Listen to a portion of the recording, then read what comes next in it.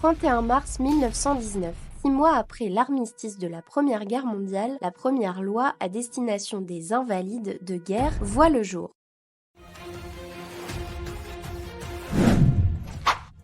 Sur les 8 millions de soldats français mobilisés durant 4 ans, 4 millions sont revenus blessés. Que prévoit-on pour eux? Comment le conflit a-t-il modifié le regard sur le handicap?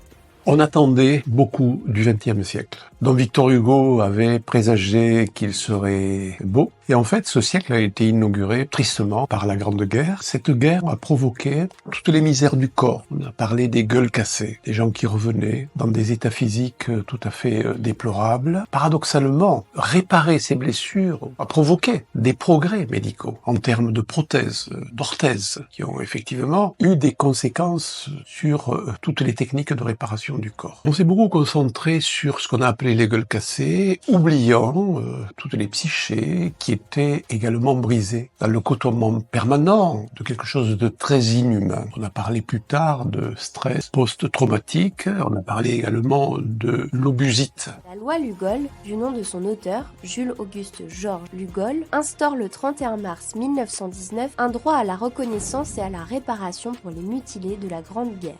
Cette guerre, ce qu'elle a fait naître aussi, c'est tout le courant dit de réinsertion, de réintégration, de réadaptation. C'était une nécessité humaine, mais en même temps, c'était une nécessité économique que de permettre le retour de toutes ces personnes dans le circuit social et le circuit économique. Les misères de la guerre s'ajoutaient aux effets également des industries lourdes et donc de tous les accidentés du travail, aux effets de la tuberculose. Le ministère des Anciens Combattants met en place un barème d'évaluation des handicaps subis pour déterminer le montant des pensions d'invalidité. D'autres lois succéderont, notamment celle du 26 avril 1924 qui impose aux entreprises le recrutement des mutilés de guerre.